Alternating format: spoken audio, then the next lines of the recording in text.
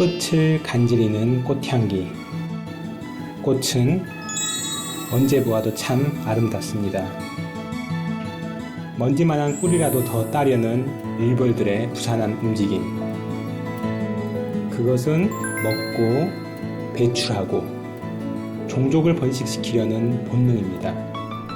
아기가 태어나 자라면서 가족 간 추억도 많이 쌓이고 많은 사람들과 정을 나누지만 이 모든 것이 병 없이 건강해야만 가능한 일입니다.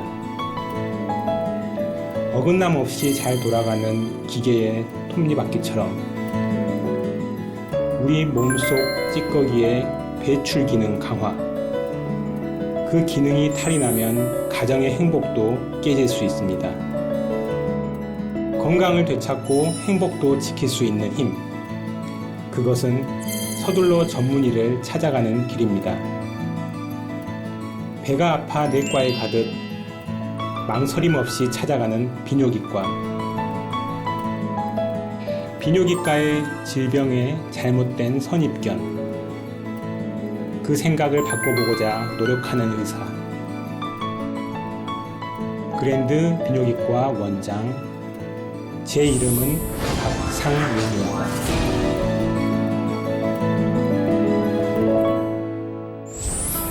안녕하세요. 닥터스의 이자은입니다. 어디에다 눈을 두어도 참으로 싱그러운 계절 6월입니다. 세월이 가고 계절이 바뀌듯이 우리 몸도 나이를 먹으면서 점점 달라지는데요. 그럴 땐 어떻게 해야 할까요? 네, 바로 주저없이 전문의를 찾아가야 할 것입니다. 우리 몸의 적신호를 청신호로 바꿔주는 각 분야의 전문의들. 오늘은 그랜드 비뇨기과의 박상명 원장님을 만나보겠습니다. 네, 반갑습니다. 원장님. 닥터스의 이자은입니다. 네, 안녕하세요. 비뇨기과 전문의 박상명이라고 합니다.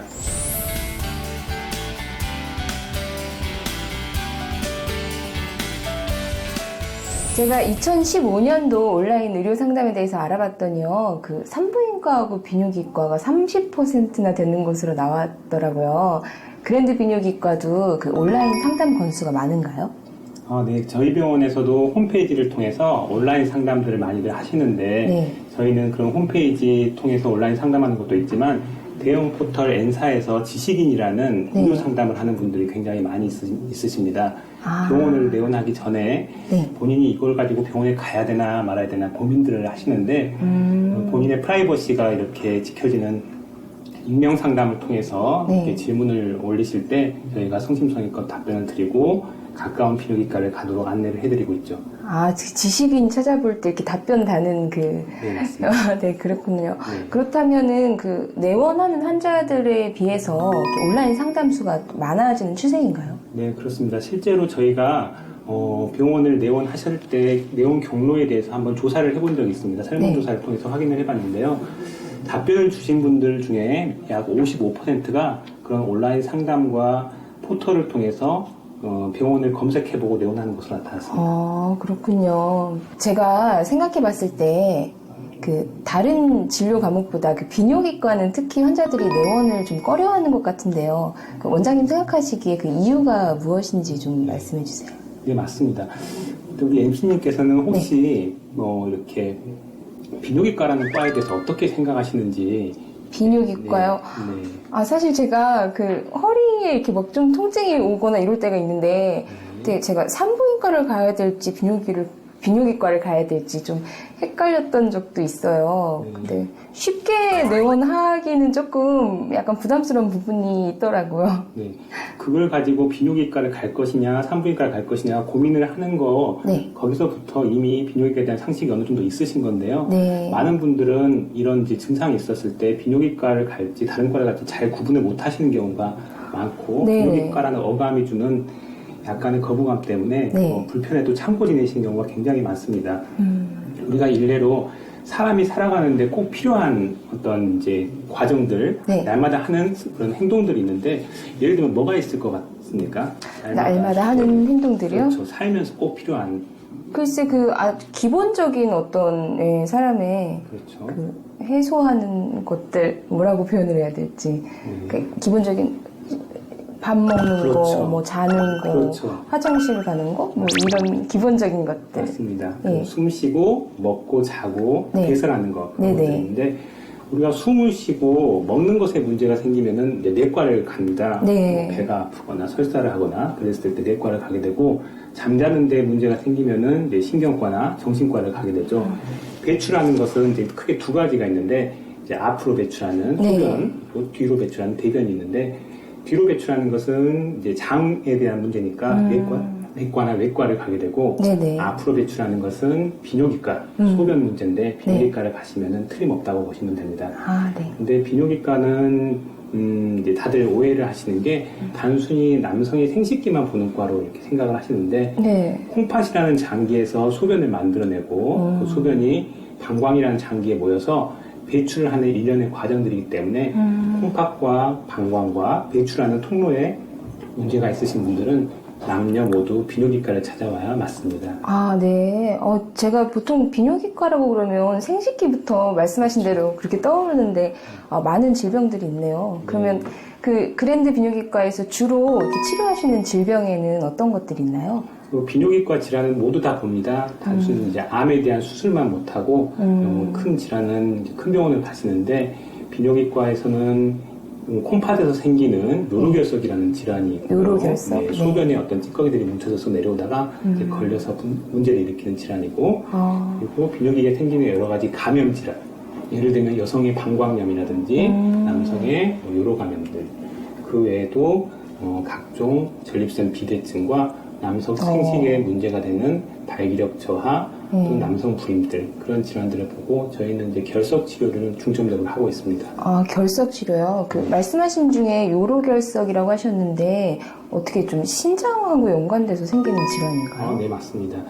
우리가 결석 그러면은 일반인 분들도 다 헷갈리시는 경우가 있는데 담석이라는 질환도 또 있습니다. 아, 맞아요. 담석이라면은 주변에 누구나 다 이렇게 배가 아파서 병원에 갔더니 담석증이 있더라 이렇게 얘기를 하시는데 담석은 간이라는 장기가 우리가 소화를 하기 위해서 소화 효소를 만들어서 배출시키는데 그 소화 효소들이 모이는 담낭이라는 주머니가 있어요. 우리나라 쓸개인데요. 쓸개. 아, 쓸개. 네. 그 쓸개의 주머니 안에 돌이 형성되면 담석증입니다. 근데 이제 요로결석은 소변이 만들어지는 콩팥에 돌이 생기는 겁니다. 우리 콩팥에요? 그렇죠. 우리 몸의 소변은 단순히 물이 아닌 여러 가지 노폐물들과 음식을 통해서 섭취했던 잉여 물질들, 요산, 뭐 암모늄 이런 것들이 물에 녹여서 나오는 과정에 있는 그런 노폐물이라고 볼 수 있는데요. 그런 노폐물들이 제때제때 배출되지 않으면은 그 장기 안에서 고여가지고 딱딱하게 굳는 경우가 있는데 그게 바로 요로결석이라고 보시면 됩니다. 그 요로결석이 오는 원인은 어떤 것들이 있나요? 원인 중요한 문제인데요. 네. 그 원인을 설명하기 위해 제가 간단한 소품을 하나 준비했습니다. 네네. 여기 물이 있습니다. 네. 물이 있고요. 그리고 소금이 있습니다. 소금이요? 네. 제가 물에다가 소금을 한번 녹여보겠습니다. 네. 녹여볼 때 이렇게 휘휘 저으면 녹겠죠? 네. 충분히 녹일 수가 있으면은 괜찮은 건데 여기서 이 소금물의 농도를 진하게 만들려면은 이제 두 가지 방법이 있어요. 어떤 것이 있을까요? 소금물의 농도를 진하게 만들려면요? 그렇죠. 네, 소금을 진하게 만들고 싶다. 소금을 더 넣어요? 그렇죠. 소금을 더 넣으면 됩니다. 네. 소금을 더 넣거나 물을 증발시키면 그렇죠. 되죠. 네. 끓이거나 아니면 네. 기다리면 증발이 되니까. 네. 그러면은 그 소금물이 진해지는데 우리 몸에도 이러한 화학 반응들이 콩팥에서 고스란히 일어납니다. 음식을 짜게 드시면은 소금을 더 넣는 거랑 똑같은 거고요. 땀을 많이 흘리면은 물이 증발하는 거랑 똑같습니다. 그래서 음식을 짜게 드시거나 땀을 많이 배출했는데 수분 섭취를 게을리하면은 콩팥 안에 이런 소금의 농도라든지 칼슘의 농도, 각종 이온의 농도들이 올라가면서 이런 밑에 가라앉아 있는 결정처럼 콩팥 안에도 결정이 생깁니다. 근데 그 결정 덩어리가 작을 때는 괜찮은데요. 점점 서로 엉겨붙어서 커지기 시작하면은 소변 나오는 통로를 제때 빠져나가지 못해서 몸에 이제 문제를 일으키게 되는 거죠. 그래서 물을 많이 마시는 것도 참 중요한 것 같네요. 그렇다면 이런 그 요로결석에도 그 조기 진단이 필요할까요? 네, 요즘은 건강검진이 많이 발전이 돼 있어서 환자분들이 결석인지 모르는 상태에서 우연히 검사를 했던 초음파라든지 네. CT 촬영을 통해 결석인지 알고 오시는 분들도 굉장히 많고요. 결석은 초기에 아주 작은 사이즈거나 네. 콩팥의 위치에 따라서 상중하로 나눌 수가 있는데 위쪽에 있는 돌일수록 더 치료가 잘 되는 경향이 있기 때문에 미리 이렇게 초음파라든지 엑스를 통해서 검진을 받아보시는 것도 좋습니다. 원장님 말씀을 들어보니까 결석이라는 게 뭐 암이나 이런 것처럼 무서운 질환은 아닌 것 같아서 이제 조금은 안심이 되는데요. 그렇다면 이제 결석의 증세는 좀 어떠하고 또 갑자기 이렇게 생겼을 때 응급처치라든지 그런 것 좀 설명 좀 해주세요. 네. 결석 자체는 사실 생명을 위협하는 질환은 아닙니다. 네. 그래서 당장 생겨도 뭐 급한 문제를 일으키진 않는데 문제는 이게 생겨서 내려오다가 네. 요관이라는 가느다란 관을 막았을 때 유발되는 통증이 이게 참을 수 있는 수준이 절대 아닙니다. 실례로 일례로 우리 병원에 오셨던 어떤 이제 어머님들 나이가 네. 좀 지긋하신 어머님들은 보호자들한테 이렇게 얘기를 할 때 아가 너 낳을 때보다 더 많이 아프더라. 그런 출산보다 더 아픈. 출산보다 더요? 그렇죠. 네, 어머니들이 그렇게 말할 정도면 정말 아프신 거죠. 네. 그런 통증을 유발하기 때문에 통증이 생길 때는 또 어떻게 할 수가 없거든요. 네, 그런 통증이 생기기 전에 미리 치료를 하는 게 더 중요하다고 볼 수 있겠죠.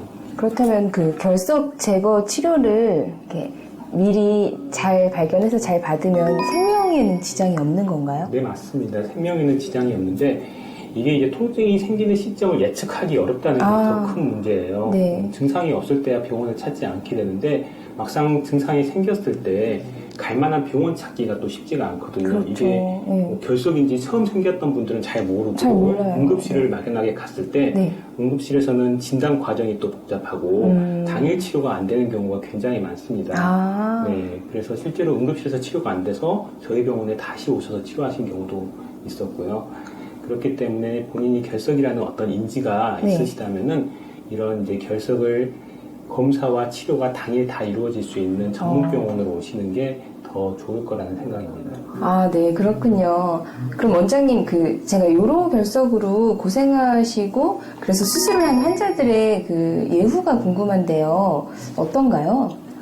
요로결석은 초기에 잘 발견하면은 굳이 수술로 진행되지 않아도 충분히 자연 치유가 될 수도 있습니다. 예를 들어서 돌이 작으면은 물만 많이 드시고 생활습관 개선만 하셔도 자연 배출이 되는 경우가 많거든요.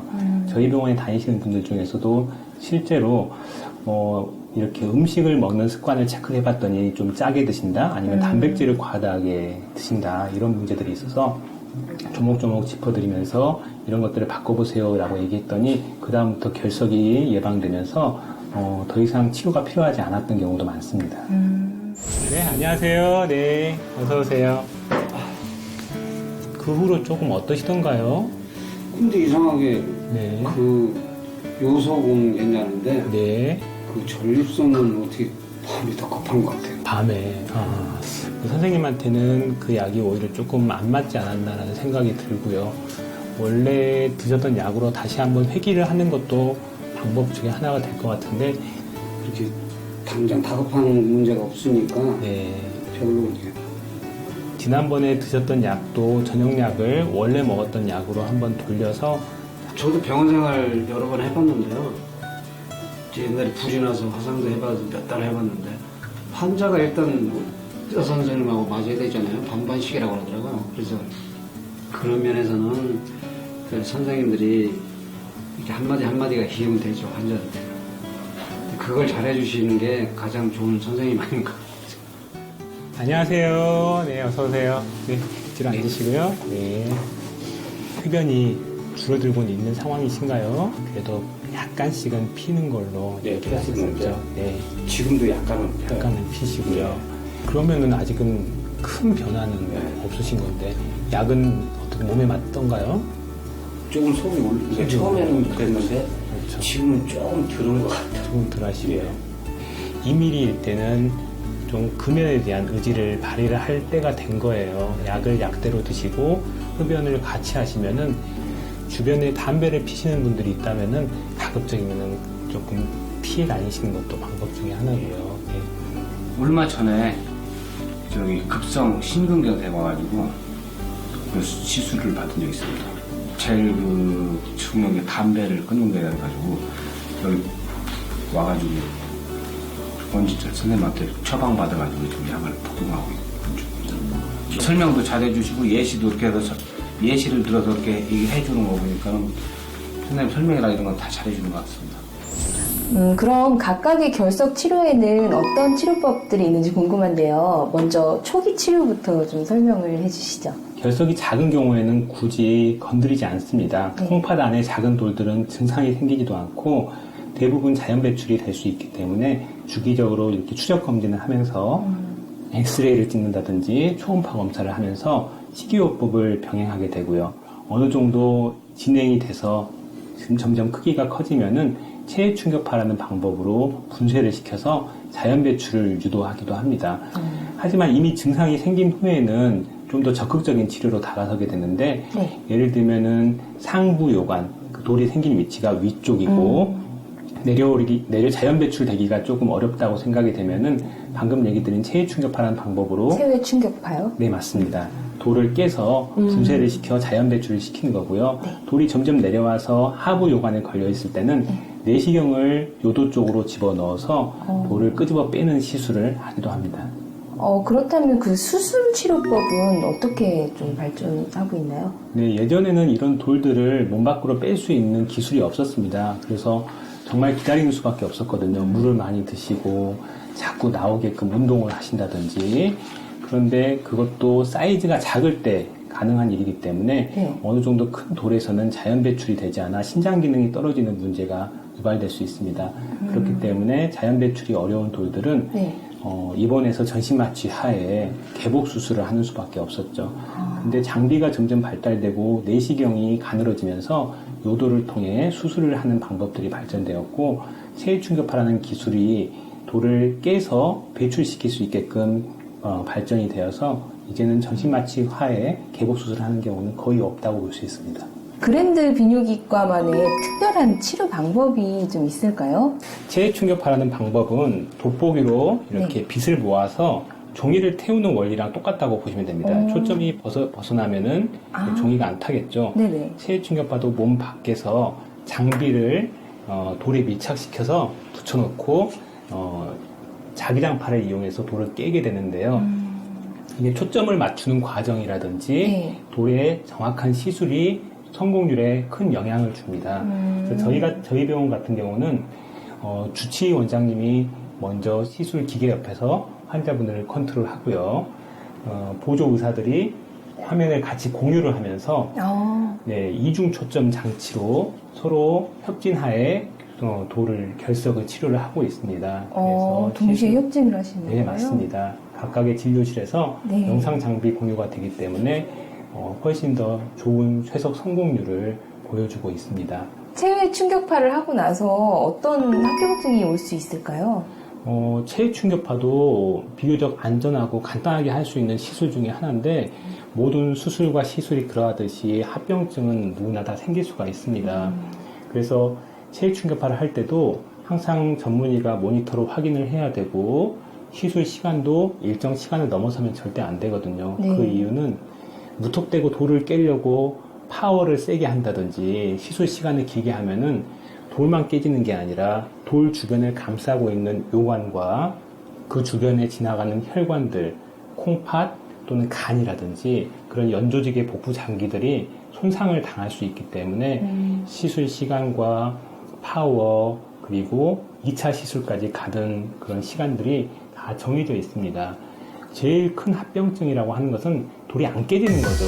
안 깨지는 경우가 간혹가다 있어서 네. 시술이 한 번에 끝나지 않고 일주일마다 반복하게 되는데 일주일마다 반복하는 이유는 1차 시술이 끝나고 그 체외 충격파로 인한 충격이 어느 정도 호전될 때까지 기다려야 되기 때문입니다. 일주일 뒤에 오셔서 다시 한번 엑스레이를 찍어서 확인을 하게 되고 결석이 덜 깨지거나 안 깨지거나 깨졌는데 밑에 내려와서 다른 부위에 걸려 있다든지 네. 그러면은 시술을 반복해야 합니다. 다른 합병증, 가벼운 합병증들은 시술하고 나서는 대부분 혈뇨라고 소변에서 피가 조금 나오게 되고 드물게 이제 열이 날 수 있고 깨진 돌들이 내려오다가 걸렸을 때 복통이 재발하는 경우가 있어서 그런 염증과 복통 재발을 막아주기 위한 먹는 약, 투약이 필요하고요. 네. 아주 드물게 시술이 콩팥 쪽에 조금 세게 들어갔을 때 신장이 터지는 혈종이 생길 수도 있습니다. 네. 그렇기 때문에 신장 쪽에 있는 돌이나 상부 요관에 있는 돌은 더욱더 주의를 해서 시술을 해야 됩니다. 아, 그럼 그 신장 결석과 그다음에 요관 결석 그리고 방광 결석에 대해서도 어떻게 치료되고 있는지 각각 좀 설명 좀 해주세요. 네, 그 위치가 다 다르기 때문에 치료법도 당연히 차이가 있겠죠. 화면을 보면서 설명을 해드릴까 하고요. 네. 자, 화면을 보시면은 이 엑스레이에서 보이는 하얀 것들은 네. 뼈라고 보시면 뼈. 되죠. 뼈죠. 그리고 까만 것들은 장의 가스들입니다. 어. 근데 뼈와 가스 외에 다른 부위에 뭔가 하얀 이물질들이 몸 안에 자리 잡고 있죠. 네. 네. 이 위치가 네. 오른쪽 콩팥입니다. 오른쪽 아, 콩팥. 갈비뼈 바로 밑에 위치한 콩팥은 네. 피를 걸러서 몸을 맑게 해주고 노폐물을 배출시키는 중요한 장기죠. 콩팥의 기능이 없어지면은 신부전이라는 질환이 생기고 나중에는 혈액투석을 해야 되는 상황이 될 수도 있습니다. 네. 근데 다행히도 우리는 콩팥을 2개 갖고 있기 때문에 열심히 피를 걸러서 몸을 깨끗하게 유지를 하고 있죠. 노폐물들이 콩팥 안에서 점점 자라나서 하얗게 이렇게 콩팥을 차지하고 있는 영상이고요. 콩팥의 기능을 확인하기 위해서 저희가 조영제를 넣어서 오른쪽 콩팥에 소변 나오는 통로들이 네. 조영제라는 주사를 맞고 엑스레이를 찍게 됐을 때 콩팥과 소변 나온 통로와 방광이 보이지 않았던 엑스레이에서 보이게 해주는 영상이라고 볼 수 있고, 지금 이 정도의 크기는 어떤 크기인가요? 네, 이 정도면은 다행히도 네. 2cm가 넘어가지 않는 돌은 체외충격파 효과가 있는 편이어서 네. 이렇게 어, 네, 시술 깨끗해졌네. 받기 전이고 시술 네. 받은 후죠. 네. 부스러기들이 조금 남아 있고 관을 따라서 내려오고 있는 영상인데 마지막에 오셨을 때 부스러기들이 다 배출된 네. 상태로 치료에 만족하고 가신 분이죠. 아, 신장 결석과는 달리 네. 요관 결석은 신장 결석은 증상이 생기지 않아서 차분하게 치료를 받으시는데 네. 요관 결석은 관을 타고 돌이 내려와서 네. 이미 폐색이 진행된 상황입니다. 여기 화살표 표시가 있는 곳이 네. 방광하고 신장 방광 사이의 요관 끝자락입니다. 이 부위에 실제로 돌이 제일 많이 걸리게 되는데 그 네. 이유는 방광 바로 직상부에 소변이 콩팥 쪽으로 역류하지 못하도록 괄약근이 있습니다. 그 괄약근 네. 때문에 돌이 잘 생기게 되고요. 오른쪽만 소변이 배설되고 왼쪽은 배설되지 않는 상황입니다. 이게 이제 응급이죠. 네. 왜냐하면은 이대로 놔뒀다가는 신장의 기능이 점점 떨어져서 폐색성 요로병증이 생기거나 요로 감염이 동반될 수 있기 때문입니다. 하부 요관에 결석으로 인한 폐색증이 확인돼서 체외충격파를 시행했고 네. 일주일 만에 오셨을 때 결석이 깨끗하게 배출된 사진으로 확인됐고, 이분 같은 경우는 내시경이 요도를 통해서도 쉽게 진입이 가능하기 때문에 네. 내시경을 통한 요로 결석술도 가능한 분이고요. 지금까지 신장하고 요관을 살펴봤는데 네. 방광이라는 장기가 네. 이쯤에 있습니다. 네, 우리가 네. 소변을 채웠다가 시간마다 규칙적으로 배출을 시켜주는 중요한 장기인데요. 네. 이 방광이라는 장기에 생기는 돌은 신장과 요관에 생기는 돌하고 발생 기전이 조금 다릅니다.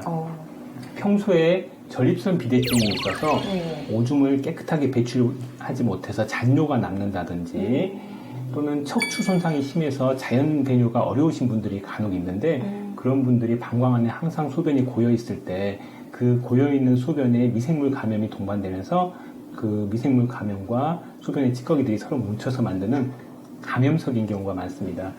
그런 경우 이런 체외충격파라든지 내시경으로 돌을 끄집어 빼기가 굉장히 어려운데 돌이 이미 많이 커져 있기 때문이죠. 실내로 뭐 계란만큼 커지거나 주먹만큼 커지는 경우가 많습니다. 하반신 마비가 있으면 네. 증상이 없기 때문에 환자 본인도 잘 모르거든요. 그랬을 때는 보통 개복으로 끊어기도 하고요. 내시경을 요도에 넣어서 레이저로 낀 다음에 가로들을 일일이 긁어내는 시술을 하기도 합니다. 아, 그럼 장기를 절개하고 그 결석을 제거하는 그런 수술도 있나요? 네, 그렇게 할 수밖에 없는 상황이 몇 가지가 있는데 체외충격파를 몇 번 했는데 돌이 깨지지 않는 경우가 있습니다. 체외충격파 저항성 결석이라는 건데요. 네. 돌의 성분이 그 사람의 특이 체질 때문에 굉장히 단단하게 형성돼서 돌이 깨지지 않습니다. 그럴 경우는 부득이 개복해서 꺼낼 수밖에 없고요. 아까 얘기 드린 대로 방광 안에 돌이 너무 큰 경우에도 내시경 진입이 어렵기 때문에 개복해서 꺼내는 경우도 있습니다. 크기를 떠나서 돌의 성분에 따라서도 달라지는 네, 맞습니다. 거예요? 그러면 선생님 그 장기 결석에서 나타나는 대표적인 증세 몇 가지만 좀 설명해 주세요. 네.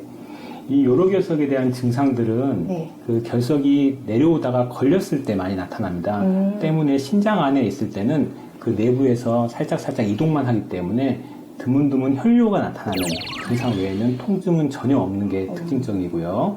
두 번째로 이 돌이 내려오다가 신장과 방광 사이에 요관을 막았을 때 그 요관 위쪽으로 소변이 고이게 되는데 그걸 수심증이라고 표현을 합니다. 일례로 우리가 시냇물이 네. 계곡을 따라서 내려오다가 강이 되고 그 강에 있는 물들이 바다로 흘러가게 되는데 가운데에 댐이 딱 생기면은 그 위로 물이 고이게 되겠죠. 그 고인 물들이 신장에 통증을 유발하는 거랑 똑같습니다.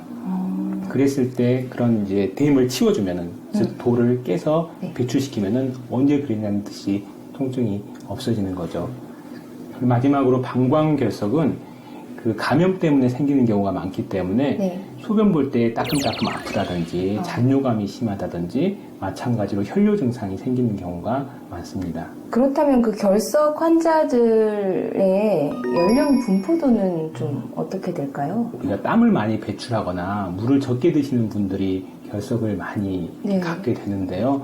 젊은 분들이 사회적으로 활동을 많이 하면서 땀을 많이 배출하신다든지 그런 분들이 더 결석이 많습니다. 그렇기 때문에 한 30, 40대의 네. 젊은 성인들이 돌을 많이 갖고 계시고요. 네. 그리고 남자가 여자보다 더 많습니다. 그 이유는 남성 호르몬이라는 테스토스테론이 네. 소변 속에 수산의 농도를 올리는 것으로 되어 있습니다. 네, 수산이요? 네, 맞습니다. 수산은 주변에 칼슘과 나트륨을 엉겨붙게 하는 요로결석의 핵으로 작용하기 때문에 수산 배출이 많으신 분들은 결석이 잘 생깁니다. 네. 제가 원장님 이야기를 이렇게 듣고 보니까요. 갑자기 원장님이 왜 비뇨기과 전문의가 되셨는지 이렇게 궁금하거든요. 얘기 좀 해주실 수 있으세요?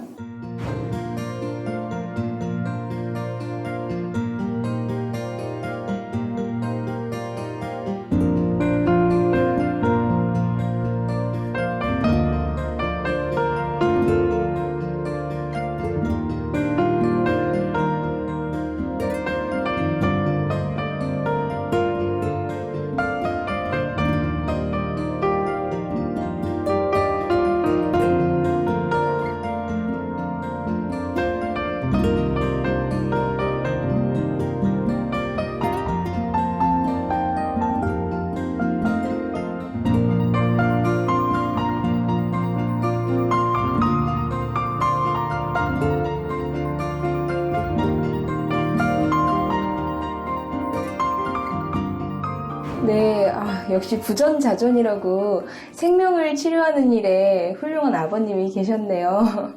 원장님 아버님은 어떤 분이셨는지 그 얘기 좀 더 들을 수 있을까요? 저희 아버님은 수의사셨습니다. 네. 근데 지금 수의사하고는 조금 개념이 다른 게 예전만 하더라도 우리가 기르는 동물들은 반려동물이 아닌 가축의 개념이었거든요. 네.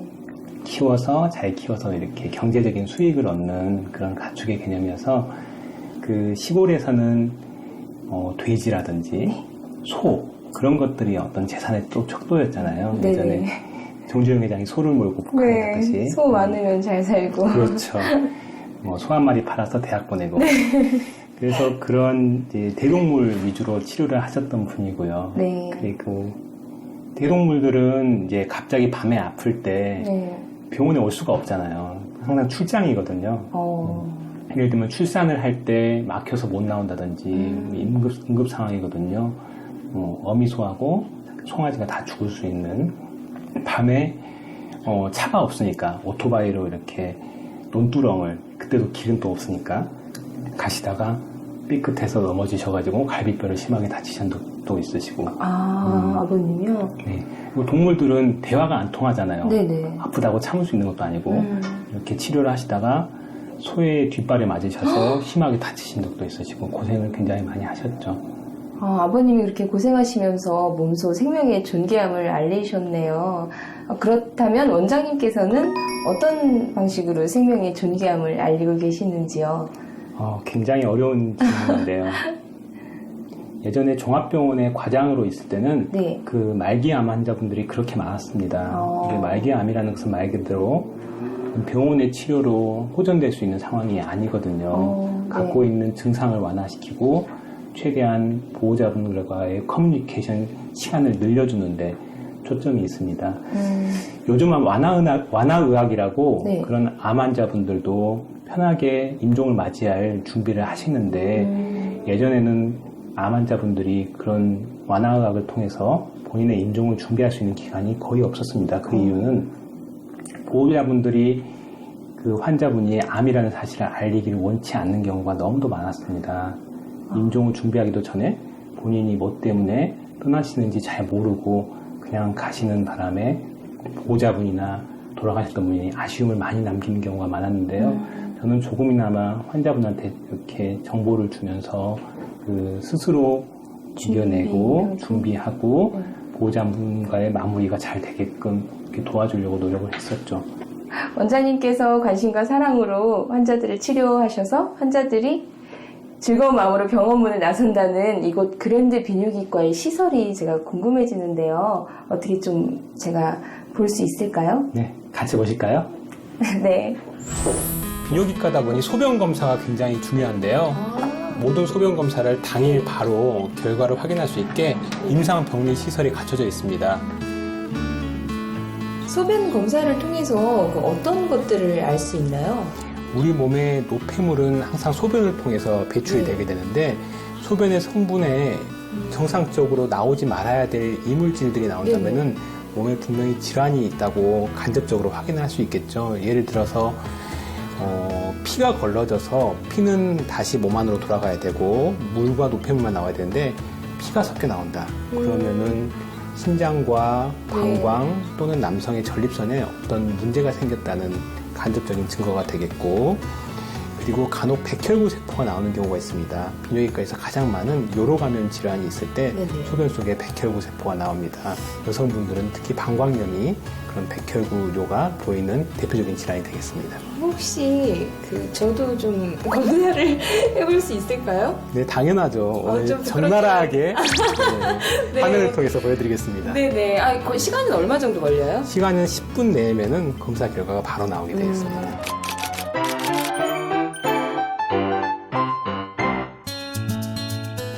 네, 다음으로 보실 거는 초음파 기계인데요. 초음파를 통해서 투시를 하게 되죠.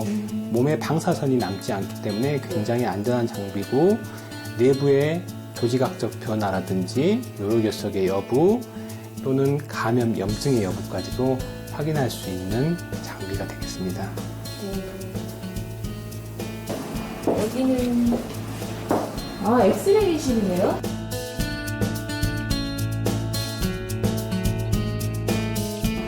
방금 찍었던 사진 영상이 화면으로 이렇게 보여주고 있고, 이 화면을 저희가 와서 보는 게 아니라 바로 컴퓨터, 진료실에 있는 컴퓨터로 바로 확인을 할 수 있고, 환자분들도 편하게 진료실에서 자세한 설명을 들을 수가 있습니다. 네. 근데 원장님, 이건 어떤 건가요? 네. 이 장비가 바로 그동안 계속 얘기하셨던 요로결석의 치료기인 체충격파 쇠석기라는 장비인데요. 그럼 그 체외 충격파를 이렇게 직접 하는 기계는 어디 있나요? 네, 기계는 이 안쪽에서 바로 옆에 네, 있나요? 맞습니다. 그러면 이렇게 확인을 하게 되고, 네네.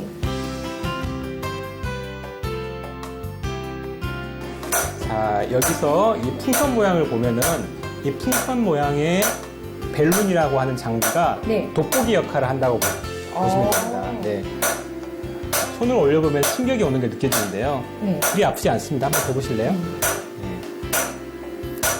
신기하게도 부드러운 조직들은 통과가 되고, 단단한 물질을 만났을 때 그 단단한 물질에만 흡수가 되기 때문에 신장이라든지 요관 같은 부드러운 장기들은 통과가 되고, 그 안에 있는 볼만 효율적으로 분쇄를 시켜서 소변으로 나오게 하는 그런 장비라고 볼 수 있습니다. 이걸 직접 이렇게 하니까 이 정도의 충격이라는 거예요. 많이 네, 아프지 맞습니다. 않나요? 네, 이 정도의 충격입니다. 네.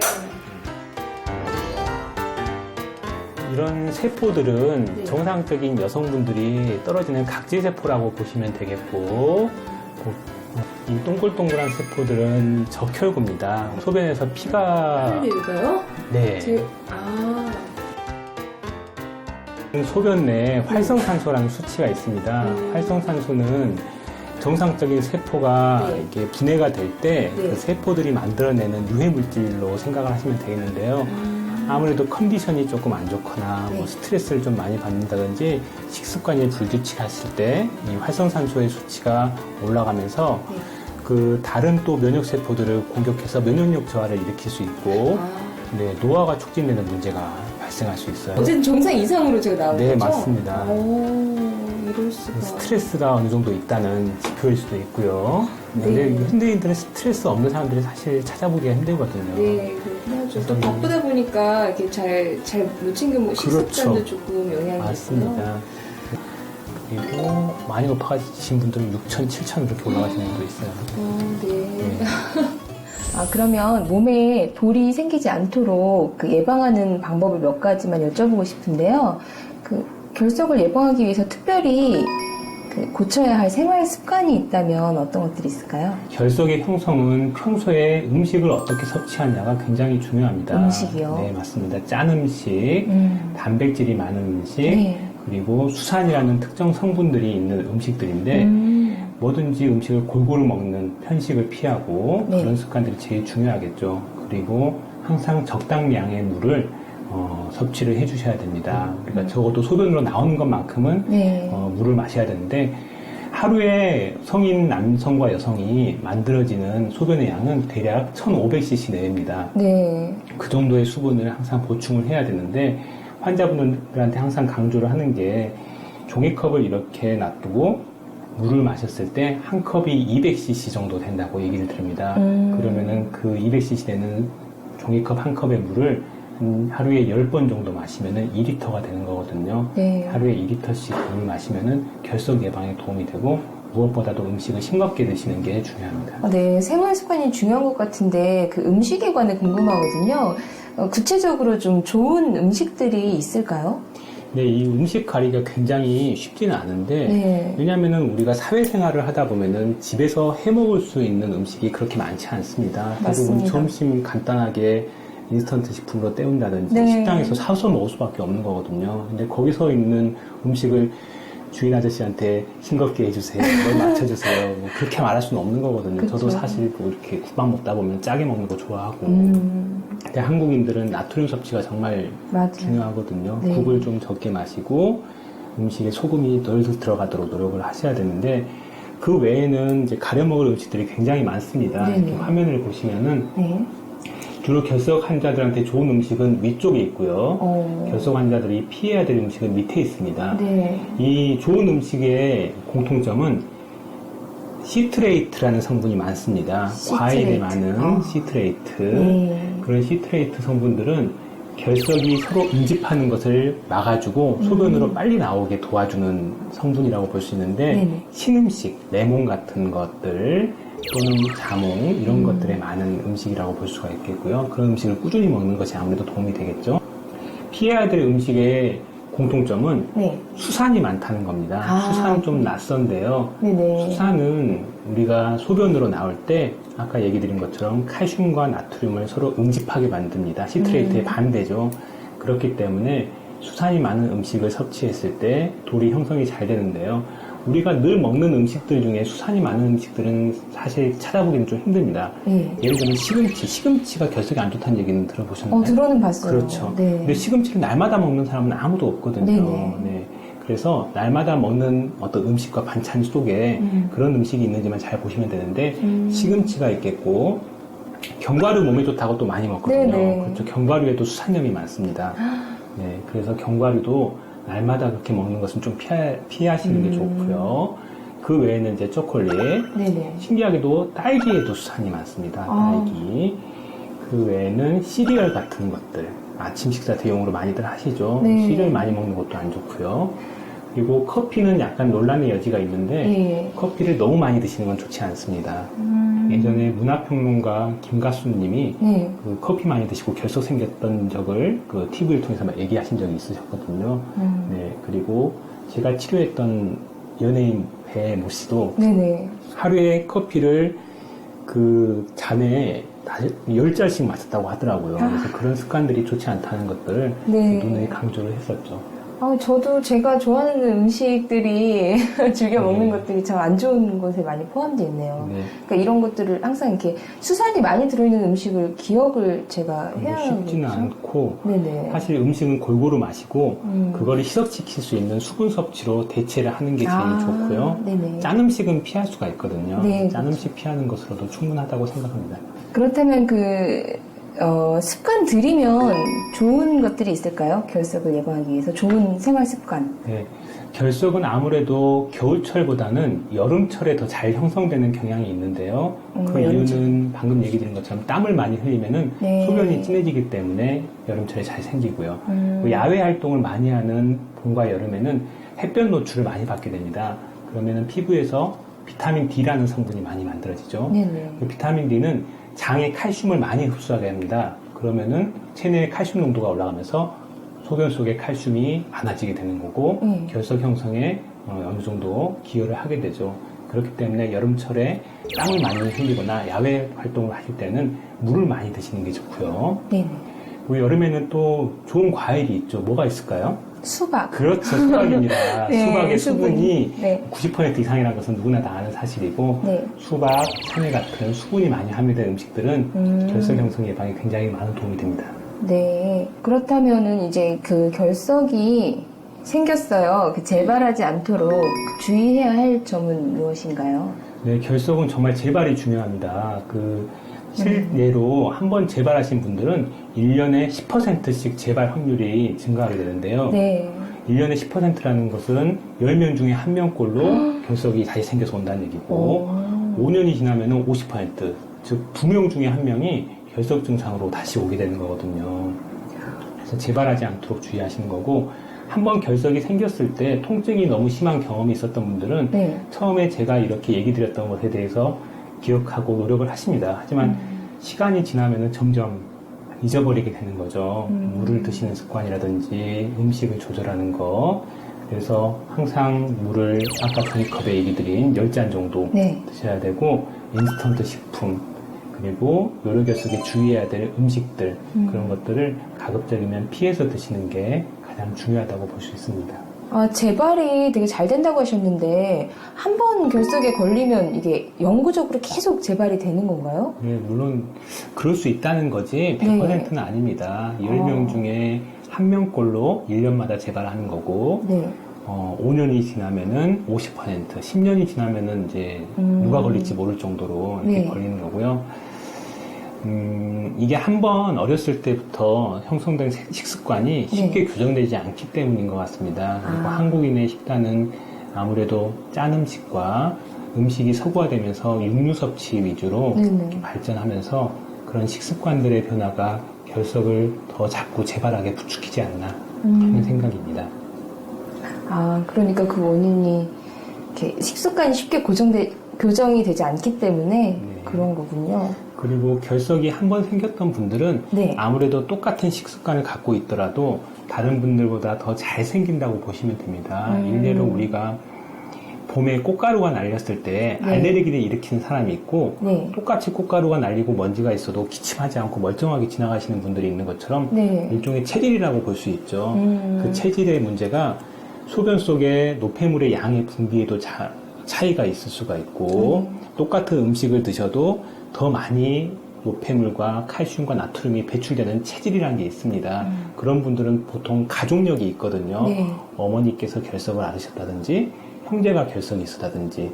근데 또 신기하게도 그런 체질도 중요하지만 온 가족이 앉아서 이렇게 음식을 하다 보면은 체질의 유사성이 없는 어머니, 아버지, 부부죠. 부부들도 같이 결석이 생기는 경우가 많습니다. 식습관도 중요하고 체질도 중요하다 하는 결과가 되겠죠. 네. 그럼 그 결석이 생기면 그에 따른 합병증이 좀 어떤 것들이 있나요? 네. 조기 치료를 하지 않으면 일단 통증도 문제지만 통증이 없을 때가 더 문제입니다. 서서히 콩팥의 기능이 떨어져서 심부전이 오거나 또는 요로 감염이 동반됐을 때 치료가 더 어려워지고 나중에 신장까지 떼어내는 무서운 일이 생기는 경우도 간혹가다 있기 때문에 혈뇨라든지 복통이라든지 이런 결석에 대한 신호가 오시면은 바로 병원에서 진단을 먼저 받아보시는 게 중요하다 하겠습니다. 요로 결석이나 뭐 신장 결석, 방광 결석 이런 결석들이 여기저기 한꺼번에 좀 다발성으로 생기는 경우도 혹시 있을까요? 아주 좋은 질문인데요. 우리가 콩팥이라는 장기는 잘 아시다시피 두 개가 있습니다. 오른쪽과 왼쪽 이렇게 두 개가 있죠. 그렇기 때문에 콩팥에 각각 이렇게 돌이 생기는 경우가 아주 흔히들 있어요. 흡연이 한쪽만 나오는 게 아니라 양쪽에서 동시에 나오기 때문에 어쩔 수 없는 현상이고요. 그러다가 이제 내려오면은 밑에 걸리죠. 근데 신장 결석은 또 추가적으로 있고 걸린 돌은 따로 있고 그렇게 위아래로 같이 오는 경우도 많습니다.